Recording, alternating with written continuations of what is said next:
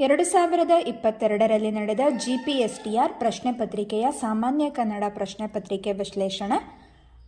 ಪ್ರಶ್ನೆ ಸಂಖ್ಯೆ 1, ಇವು ಅನುನಾಸಿಕ ಅಕ್ಷರಗಳು. ಆಪ್ಷನ್ 1 ಆ, ಇ, ಉ, ಎ.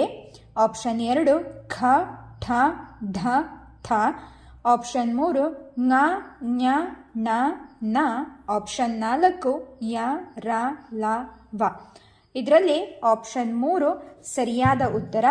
ಆಪ್ಷನ್ 1 ಇದು ದೀರ್ಘ ಸ್ವರ. ಆಪ್ಷನ್ 2 ಮಹಾಪ್ರಾಣ ಅಕ್ಷರಗಳು. ಆಪ್ಷನ್ 4 ಅವರ್ಗೀಯ ವ್ಯಂಜನಗಳು. ರೂಢನಾಮಕ್ಕೆ ಉದಾಹರಣೆಯಾದ ಪದವಿದು.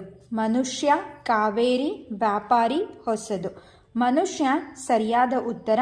ಕಾವೇರಿ ಅಂಕಿತನಾಮ, ವ್ಯಾಪಾರಿ ಅನ್ವರ್ತನಾಮ, ಹೊಸದು ಗುಣವಾಚಕ ಶಬ್ದ.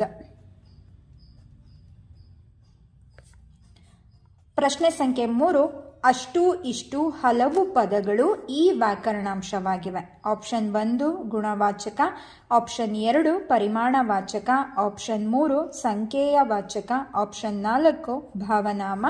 ಸರಿಯಾದ ಉತ್ತರ ಪರಿಮಾಣವಾಚಕ. ಗುಣವಾಚಕಕ್ಕೆ ಉದಾಹರಣೆ ಹೊಸದು, ಹಳೆಯದು,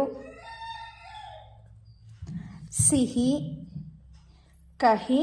ಈ ರೀತಿ ಗುಣಗಳನ್ನು ಸೂಚಿಸುವಂತಹ ಪದಗಳು. ಇನ್ನು ಸಂಖ್ಯೆಯ ವಾಚಕ ಅಂದರೆ ಒಂದನೆಯ,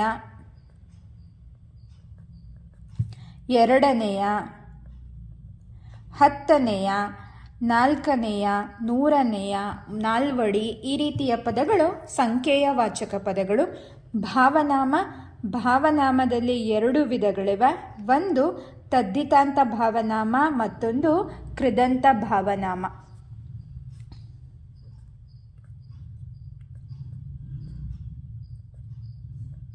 ಭಾವನಾಮಕ್ಕೆ ಉದಾಹರಣೆಯಾದ ಪದಗಳು ನೋಟ, ಮಾಟ, ಓಟ.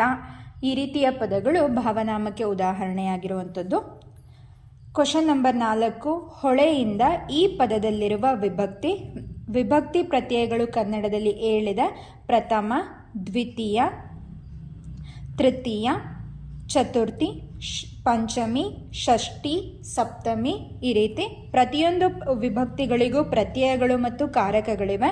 ಪ್ರಥಮ ವಿಭಕ್ತಿ ಉ, ದ್ವಿತೀಯ ಅನ್ನು, ತೃತೀಯ ಇಂದ,